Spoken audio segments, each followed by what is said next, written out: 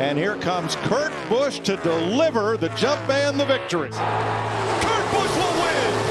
What a finish! This is how it typically gets every week. I hate my job. Now Kurt Busch is a first-time Winston Cup winner at Bristol. There are no Winston Cup drivers from Vegas. Now, hopefully we make it. NASCAR's newest phenom enters the biggest stage of his career. Kurt Busch, Roush Racing's top prospect, jumped from the Craftsman Truck Series to the Winston Cup Series at just 21 years old, after 3 wins in his debut NASCAR season driving for Roush in the trucks. Getting tasked with replacing the struggling 97 team in Chad Little, who had one top 10 in the car in 26 races to start the year. He would qualify top 10 and collect a solid 18th place in his debut. Busch would struggle just as much as Little did in the 97, getting 2 top 20 finishes the rest of the year, along with 3 finishes outside of the top 25, but it would still be enough to earn the ride full-time for 2001. In his rookie season with Roush, Kurt Busch would struggle mightily to gain any sort of footing. Collecting 3 top 5s and 6 top 10s, his rookie season would be one of the most forgettable in recent memory. Late in the season during his first year, however, he would be dumped at Phoenix by the 26th Jimmy Spencer, collecting fellow rookie Ryan Newman. Kurt Busch would not forget this moment, but a moment he would like to forget what happened 3 weeks later in the next to last race of the season at Atlanta.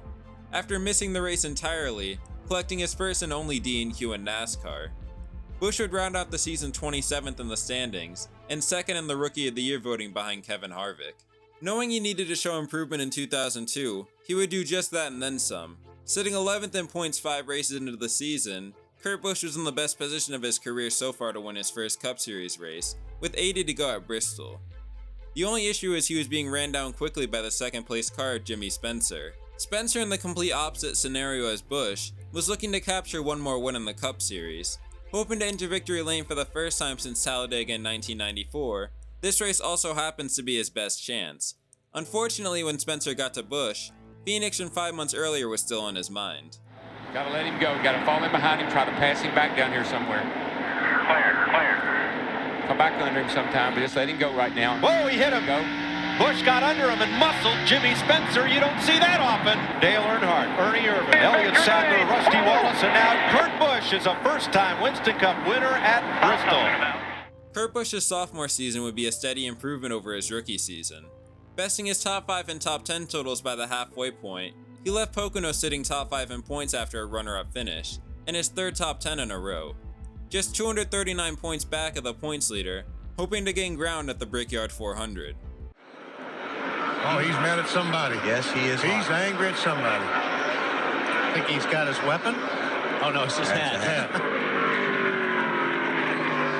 He's going down and just tell somebody when they go by that he's angry. All right. Survey says.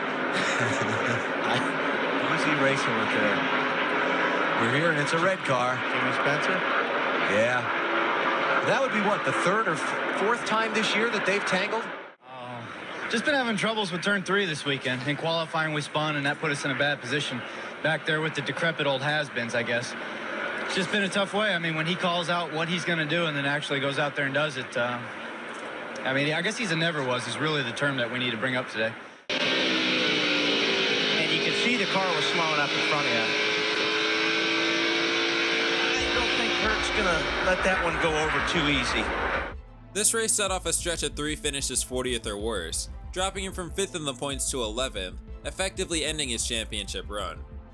Busch, however, would finish out the season strong, winning 3 out of the final 5 races of the year, including the same race he DNQ'd out a year earlier, to put him 3rd in the points at season's end. A massive improvement from 27th the year prior, and a good stepping stone for his junior season, which saw him once again win 4 times, nearly being 5 had it not been for 2 1/1000ths of a second at Darlington, seeing him lose in the closest finish in NASCAR history.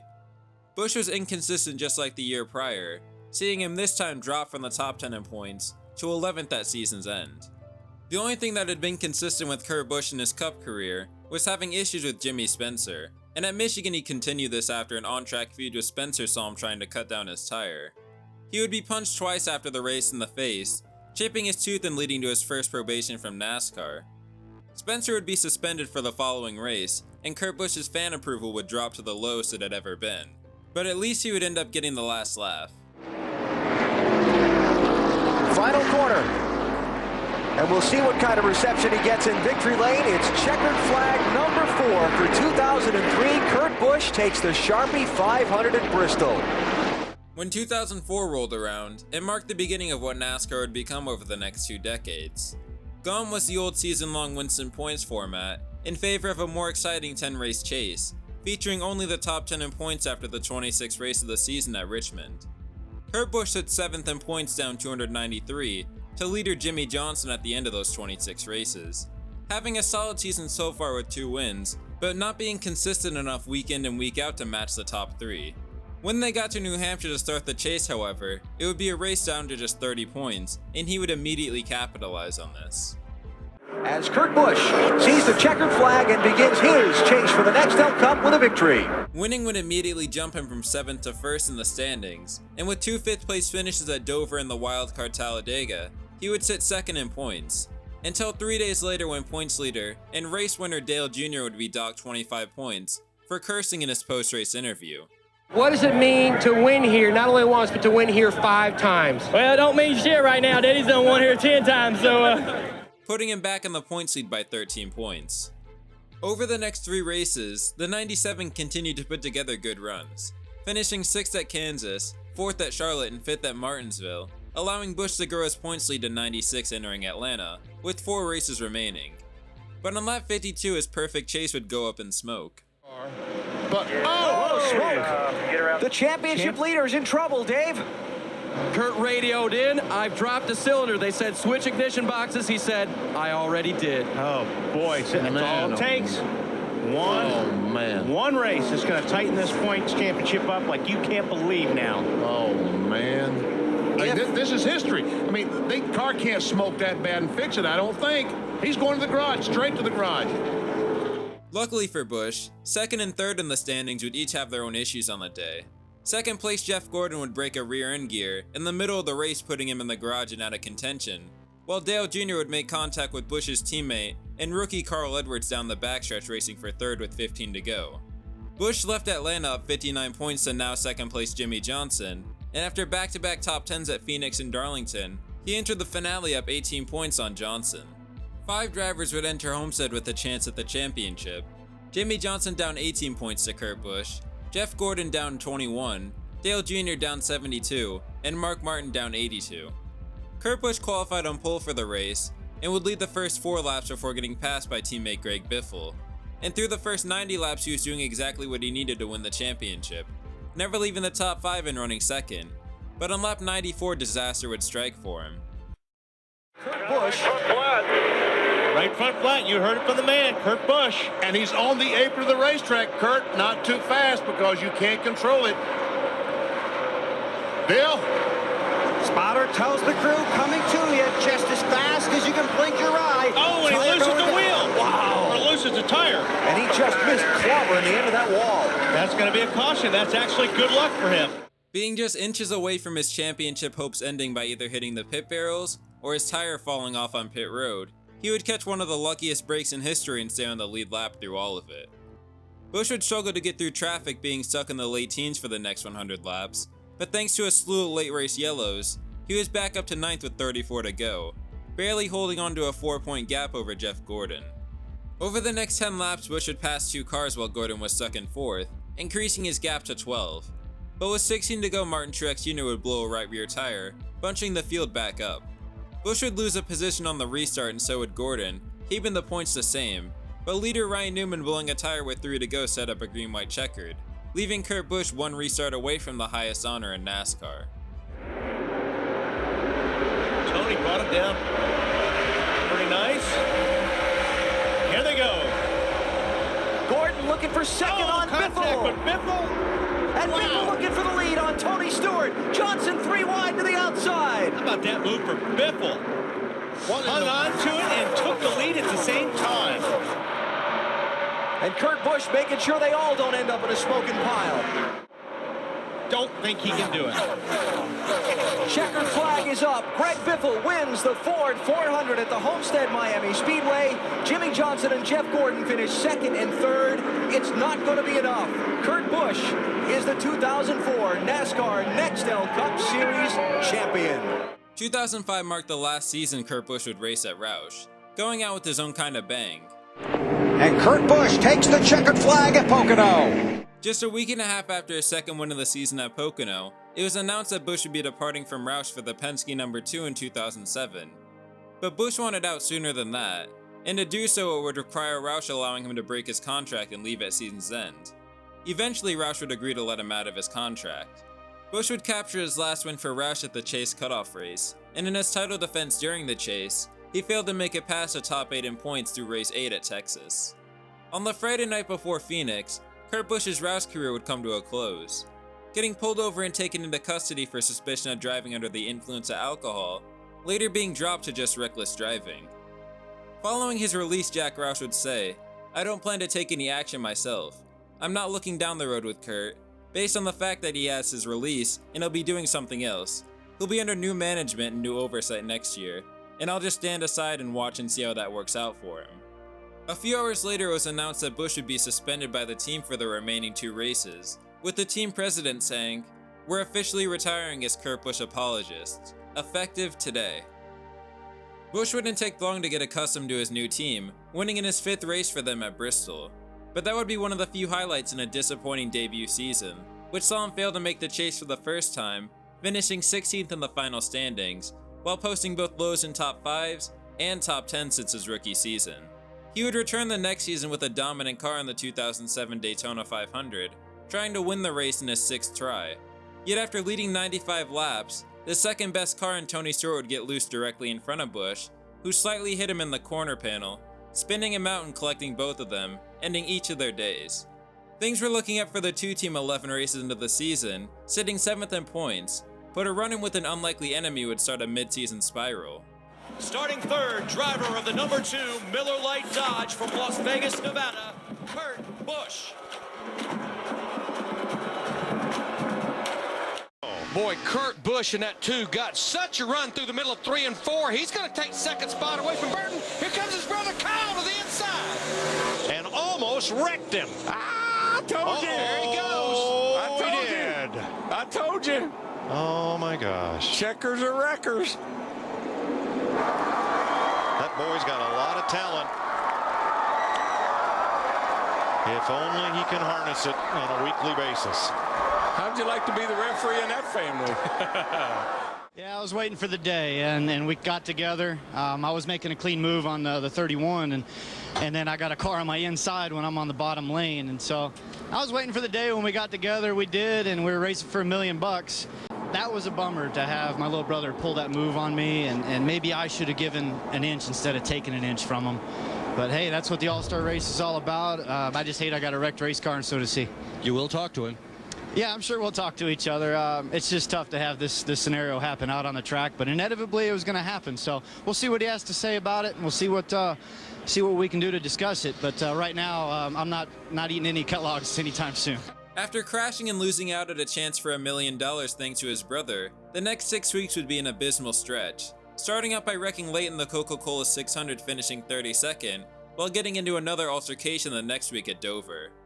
And he thinks he's probably got him cleared, or at least he needs some room up. Ain't gonna happen.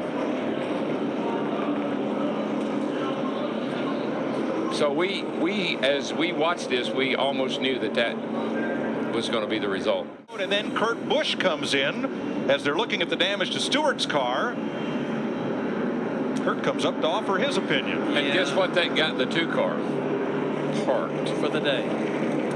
Meet me at the Oval Office, please. NASCAR would take action after Kurt Busch's pit road incident, handing him a major penalty, which saw them dock 100 points and fine Busch $100,000 for reckless driving and endangering a pit crew member.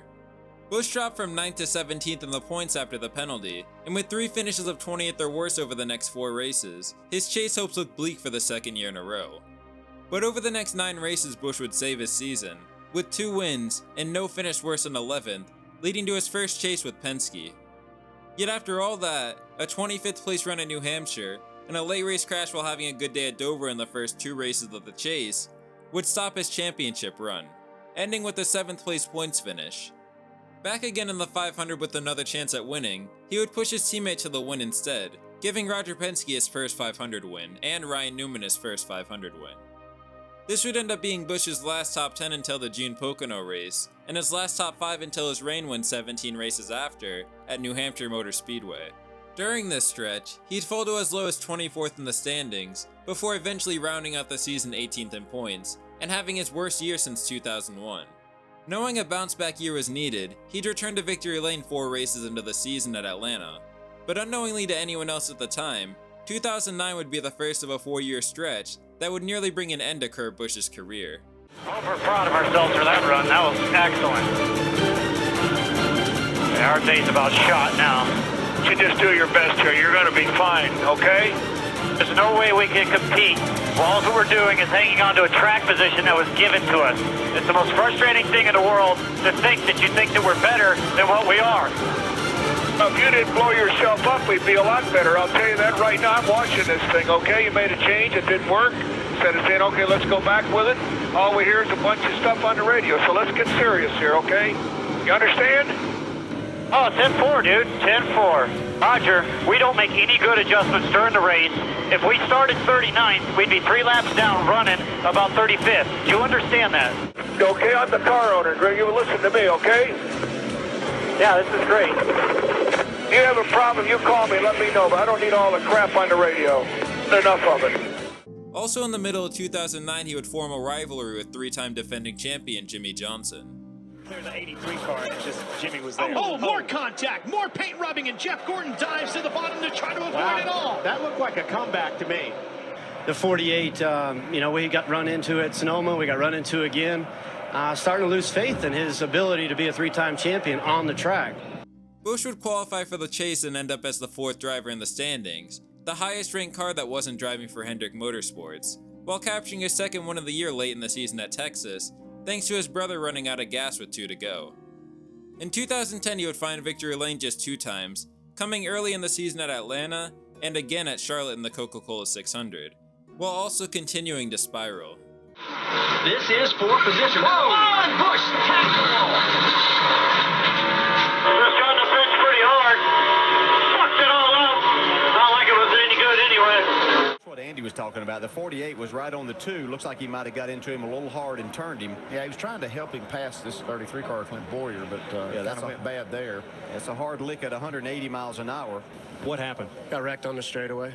How did it happen? Jimmie Johnson drove straight through us. Okay. Thank you, Kurt. Obviously, Kurt, very upset. Trying to fucking tell somebody back in August, but no, Kurt's just got an attitude. Fuck! I love to hit the fence head on and get knocked out. This is fucking bullshit. I give up, man. I give up. Start working on 2011. 2011 gave Busch a new number for the first time since 2006, swapping rides with his teammate Brad Keselowski and going from the blue 2 to the yellow 22. His demeanor on the radio with his team and off the track, however, would only continue to tank. Look like a monkey in a football! The Penske back up! Choke! Everybody! Stay road close. Stay out here. It's close. What the for? Brad's sitting in the middle of the pit road with it torn all to pieces. Busch captured his first win of the season at Sonoma after a dominating performance, and in his mind, it seemed to be the only positive thing that could come out of the year. Thank you, NASCAR. You ruined my career. Well, we won the Pocono 400. This is the most pathetic racing I've ever seen. Have we ever thought about making our cars faster? You want to race? Let's race. I didn't know we were supposed to pull over when it came down to 5 to go. Man, I raced him hard, raced him smart, raced him clean, and he wants to come over here and bitch about it. So, hey, he came off the turn and did a jab to me left. I did a jab back to the right. It's just as clean as I've ever seen it. Why can't we race each other like this and put on a show for the fans and not have a problem with it? I don't know. Will this carry forward to the chase, Kurt? It always does with the 48 and the 22. Don't stick shots when he can. He's good for running some out. He can keep running. He said thank you. They really feel like that's been a handling issue that's detrimental to him, and he gets caught in the back end and into the wall.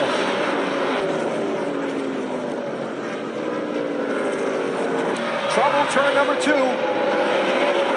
It is Kurt Busch who's going around. Pretty good. I didn't say that tonight.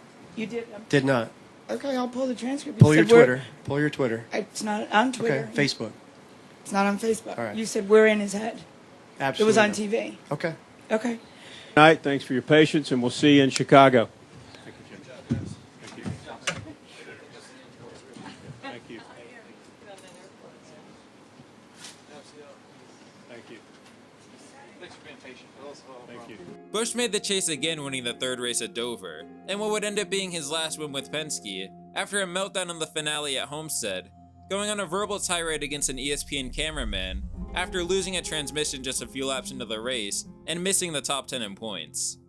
Why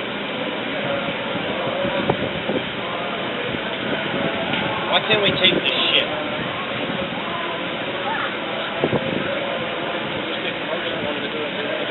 Yeah, I'd like to do it live too, fucking 10 minutes ago.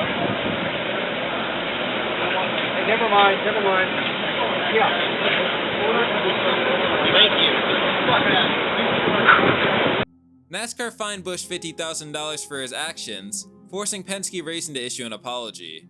Following the 2011 season, Busch and Penske would mutually agree to go their separate ways, and on December 5, 2011, it would be announced that Busch would be leaving Penske. James Finch would hire Kurt Busch to drive the 51 shortly after, in a move that Busch would later say was the best thing that could have happened to him. For the first time in his career, Busch would be at a team that wasn't a powerhouse, and he would struggle mightily before eventually hitting rock bottom. Blue right front tire. Right side's only here, guys. Really? You didn't have time to put lefts on it? We're already 6 laps down.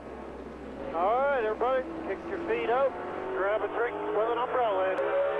Wow, it's going to be a new record for me, being done like this 66 laps in. Perfect. I love this place. Just how it typically gets every week. Every week. I hate my job. What the does he want? When you ran out of the pit, you almost ran some of them over there all wanting to whoop you. They want you to drop part of the back. I am in there! I'm in there! Holy behind me! I'm down! All right, man, cool down. Let's finish and get some points here.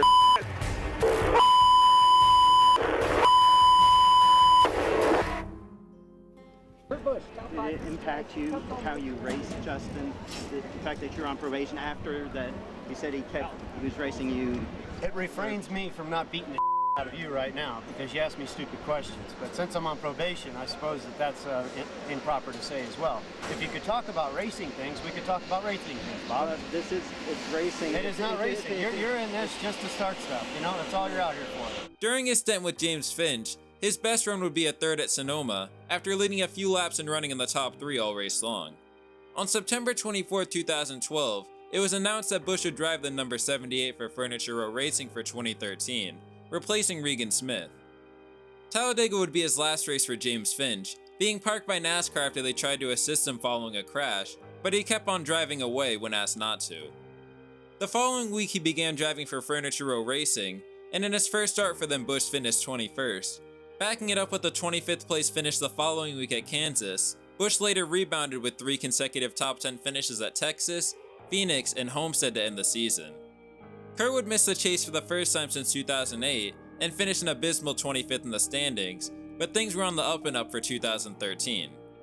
With his new team, they were inconsistent out the gate to start the year, getting 3 top 10s in the first 10 races, while also finishing outside of the top 26 times, the worst of which being his roll down the Talladega backstretch. Oh, there we go. There was no way. Oh, it's Kurt Busch up and over. The next 5 races saw 2 more top 10s, but after a 35th place run at Michigan, the team sat 20th in points. Over the next 11 races, he'd lead the team from 20th in points to their first ever chase berth, with 8 top 10s including 5 top 5s. Midway through this run, however, on August 26, his next venture would be announced, stating that he would be leaving Furniture Row Racing to join Stewart-Haas Racing, starting a multi-year deal with the team in 2014. Team co-owner Gene Haas would state that he would fund Kurt Busch's ride exclusively for 2014. Throughout the 2013 chase, Busch struggled to match the speed he had during the summer, getting 3 top 5 finishes, with the rest of his finishes being outside of the top 10. He would end the season 10th in points. Busch's new opportunity to run for a top team again would see him only take 5 races before snapping a winless streak dating back to 2 years. Although he would lock himself into the playoffs thanks to NASCAR's newest point system, his overall season would be a letdown. failing to crack the top 25 in points until the 19th race, peaking at 21st place in the standings after Atlanta. While also new to SHR, his teammate Kevin Harvick would dominate the series. Outside of his win, the best moment during their regular season would be on Memorial Day, when Busch attempted to complete all 1,100 miles of the 2014 Indianapolis 500 and the Coca-Cola 600 in the same day. Busch finished 6th at Indy, while blowing up in Charlotte. When the playoffs started, the 41 team would be no match for their competitors. Getting eliminated in the first round after an 18th place run at Dover, the team would end out the season strong and finish 12th in the standings. On February 20th, 2015, Busch was indefinitely suspended by NASCAR after a Delaware family court cited, more than likely not, that Busch had abused his ex-girlfriend. The accusation came after the couple split up and she came to the Dover track and let herself into his motor coach without her permission, using Busch's entrance code. Busch would be replaced by Regan Smith for the next 3 races, but on March 11th, NASCAR lifted Busch's indefinite suspension after prosecutors in Delaware determined there wasn't enough evidence to bring a criminal case against Busch. In his first race back from suspension, Busch finished 5th at Phoenix, and the next week at Auto Club won the pole and led the most laps, before winding up in 3rd place due to a last lap pass by Brad Keselowski who was on fresher tires, after NASCAR refused to call a caution for the park brake Biffle machine on the front stretch. Luckily, Busch would get his deserved win a few weeks later. Back straight away. Traffic too hard, too far ahead to be a factor, and for Gene Haas, Kurt Busch has his 26th Sprint Cup win. Nice job, everybody. That 41 car ran like one of those Haas CNC machines today, flawless. Busch would win again during a rain-shortened race at Michigan before the playoffs, and would make it all the way to the round of 8. But during the cutoff race at Phoenix, a lap 1 penalty for jumping the start would destroy his championship hopes, as the race ended 93 laps early for rain, while he was trying to recover, leading to his elimination and an 8th place points finish. 2016 would be a quiet and consistent year for Kurt Busch. Winning his only race of the season at Pocono, he'd once again qualify for the playoffs and get eliminated in the round of 8, this time finishing 7th in points. Kurt Busch entered the 2017 season 0 for 17 in his Daytona 500 career, but after being caught up in the big one caused by Jimmy Johnson, he had assumed his car was ruined. That 48 car! Idiot! The car would be fast enough to slot into the main pack in the top 5, eventually taking the white in 2nd place, looking to accomplish his biggest goal on his resume. Yeah, when I think of experience and knowledge here at Daytona, I think of Kurt Busch. He's been so close so many times. Pushed his teammate to victory here one time. Is anybody going to push him today? Look at the 21 coming on the inside to give him a big push. Where'd he come from? Ryan Blaney from the back with Logano. Blaney 42's out of gas. 42's out of gas. Who else is going to run out fuel? 21 is, I'm not so sure. Well, I think he's okay. He's still going. Now, if the 47 can get up behind the 21, give him a push, he might get there, but I don't know. I think this might be Kurt Busch's day. Looks like he's going to come home a winner. Kurt Busch has been the bridesmaid in the Daytona 500. Here they come off turn 4 for the final time. From Las Vegas, the 2004 champion of the series, Kurt Busch, for Gene Haas and Tony Stewart, wins the Daytona 500. Wow. Wow. First time he's won the 500. What about that? Son of a beach, man. You did it. Are you kidding me? Justin, are you there?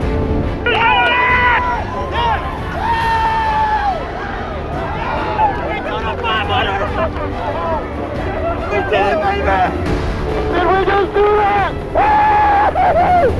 Hell of a job there, driver. What a job, man. Proud as hell of you, bud.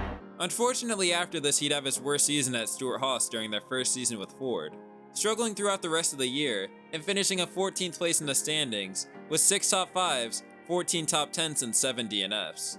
2018 would be an improvement for Busch. Going back to running consistently throughout the year, he would garner 1 win coming in that year's Bristol night race, cruising to the round of 8 in the playoffs. He'd be in position to advance to the Final 4 for the first time, after having a car that could win the race, before getting tag teamed by the already eliminated JGR drivers of Denny Hamlin and Eric Jones, sending him spinning down the backstretch and ending his season 6th in points. On December 4th, 2018, it was announced that Busch and sponsor Monster Energy will move to Chip Ganassi Racing in the number 1 car for the 2019 season. Signing a 1-year deal with the team, it was believed that this would be his last season before he retired. During the 2019 Food City 500, Busch would finish second to younger brother Kyle in a 1-2 finish, but he'd flip the script for his first win with Chip Ganassi Racing at Kentucky. Jones on the inside. He'll try to take the lead as they go down the backstretch. Kyle sidetracked his brother Kurt. That could be all Jones needs. Can he? Oh, look at Kyle Busch driving down into turn 3. Can he hold it? 4 wide and into the wall. That was Chase Elliott. Side by side, here comes Kurt Busch. He takes the lead away from his brother. But now, Kyle Busch fighting back. Contact made as they go into 1. The Busch brothers, side by side. Tied up by Kurt Busch. Kyle Busch now fighting on the inside. Once again, Kurt Busch making that outside line work. What does Jones do here if these two get together? Coming out of turn 4. Kurt Busch with the advantage. Kyle Busch slides. Kurt Busch will win. What a finish! It was the third time the Busch brothers finished 1-2 in a race, but the first time that Kurt Busch came out on top.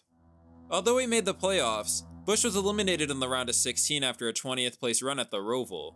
But on November 2nd, 2019, Chip Ganassi Racing officially announced that Busch signed on with the team through 2021. Things would be off in the NASCAR world for 2020, but Kurt Busch continued to be one of the most steady and consistent drivers throughout the field. Making the 2020 playoffs with ease without winning a race by staying consistent, that would change during the round of 12 opening race at Las Vegas, which saw Busch capture his 32nd NASCAR win and lock himself into the round of 8. But after mechanical problems put him behind the wall in the first race at Kansas, he was left in a must-win situation, eventually failing to do so, getting eliminated and finishing 10th in points. On June 30th, 2021, Justin Marks, the co-founder of Trackhouse, announced that he had purchased Chip Ganassi Racing's entire NASCAR operation, leaving Kurt Busch without a ride following the 2021 season. 12 days later, he'd get back to victory lane at Atlanta in another 1-2 finish with his brother, this one being a lot less exciting than the last one, however. And on August 27, 2021, it was revealed that Busch will pilot the number 45 Toyota for 2311 Racing in 2022. Busch would end out his Chip Ganassi tenure getting eliminated in the round of 16, and with a 16th place run at Phoenix and an 11th place points finish, Kurt Busch would head to his last NASCAR team. Like many with the new next-gen car in 2022, Busch was very inconsistent out the gate, having 5 finishes outside of the top 25 in the first 12 races and 4 top 10 finishes. But at the 13th race at Kansas, he'd go head-to-head with one of the sport's greatest talents for his final career win. They became a 2-car team, and here comes Kurt Busch to deliver the jump and the victory. Hell yeah, man! You are the best! Them boys earned it today. Yes. Brought a fast, hot ride. Brought a champion in that seat, and he got the job done. This is going to be a big celebration. You're going to see this cat be happy. Busch would lock himself into the playoffs with this win, and with 3 top 10s over the next 7 races, he seemed to be hitting his stride entering Pocono. That Kurt could go as... hang on to it, Kurt. Hard into the wall. Wow. That was a hard hit for that right rear quarter panel, and you see the damage. That would be the last time Kurt Busch was seen on the track. Suffering a concussion, Busch was not medically cleared to race the following day, and after a few months would announce that he would be stepping away from full-time competition in 2023, before officially announcing his retirement from the sport 1 year after the crash. Kurt Busch would go from one of the most hated drivers in the early 2010s, caused by his on-track antics, radio communications, and the way he treated NASCAR staff and the people around him, to a fan favorite over a few years' time, and one of the best arcs ever seen in NASCAR history. Busch's redemption wasn't about winning races or championships, it was about the journey of changing and becoming a better person for himself and the people around him. Kurt Busch's career told a story of a rookie who became a star, and a champion turned underdog who defied the odds and rose again.